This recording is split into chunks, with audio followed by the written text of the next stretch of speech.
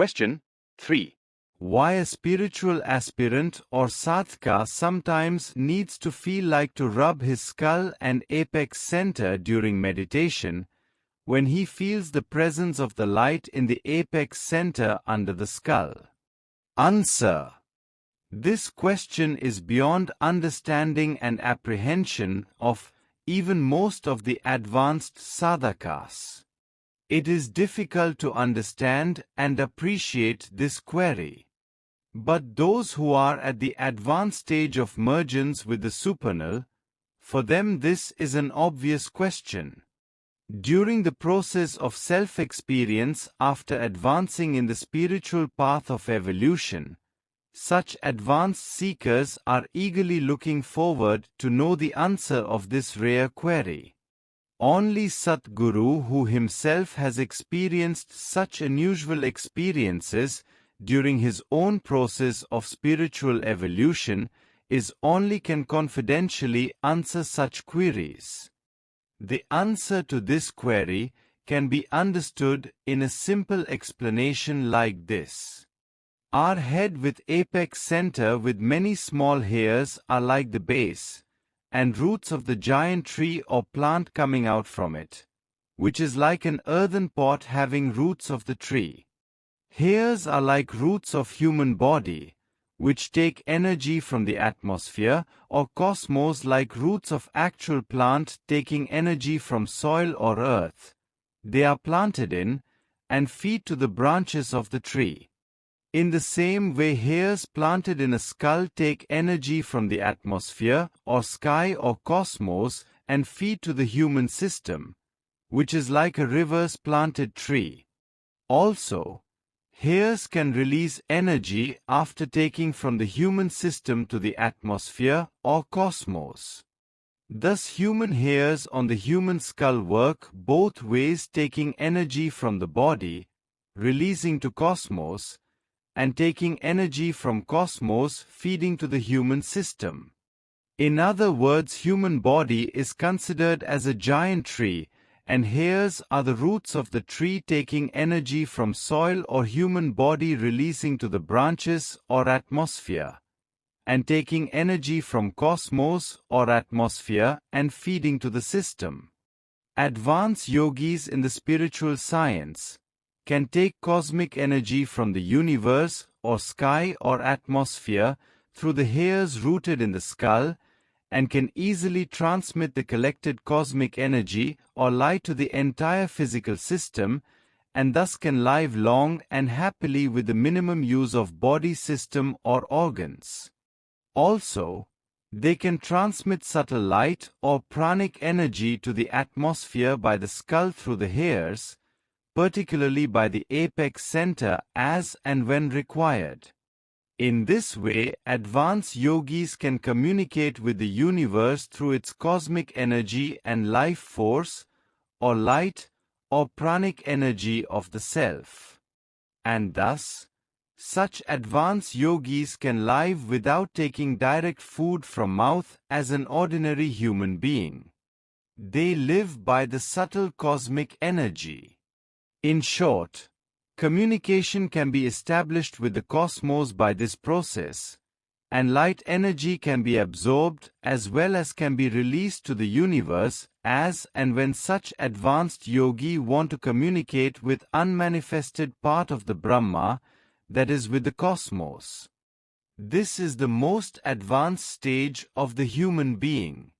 He can be in vertical plane and as well in the horizontal plane as per his wishes.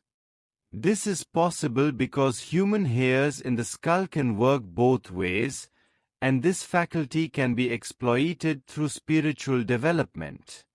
Through yogic process, life force or urana prana after ascending from various chakras, that is Muladhara, Swadhisthanam, Manipura, Anahata, Vishuddhi, Lambika, at the palate center, it reaches to Agya Chakra. It further ascends from Agya Chakra to Sahasrara through Unmani Chakra, including 9 other chakras, whose location is not exactly known in the Chida Akasha for mergence, with the supernal via apex center.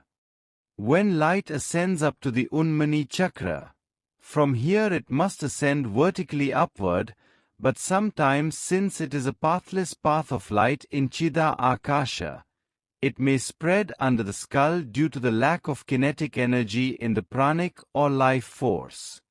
Thus, light takes or adopts the path of horizontally, vertical and or vertically, horizontal under the skull.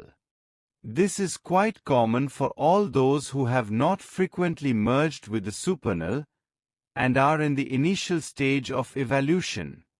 On such occasions Sadhaka, the spiritual aspirant, feels like rubbing his skull by the tip of his fingers, and thus the light finds the way to Akasha or sky as the roots of the hairs in the skull get charged by rubbing and attract the magnetic life force or light, and thus communication with cosmos is easily established. This is the stage of awakening turiya or transcendental, since spiritual aspirant is fully aware how the life force is moving upward towards sky. Gradually from this stage turiya or transcendental is achieved automatically if sadhaka gets absorbed in meditation for a long time in timeless stage. This is the stage of timeless consciousness. At this stage feeling of time is diluted or disappeared. In the advanced spiritual state, occasionally, sadhaka experiences that the cosmic light, by the grace of the Almighty, starts descending automatically from sky or cosmos from apex center via Sahasrara to Unmani, and on passing through Chida Akasha after crossing various chakras finally reaches to Agya Chakra.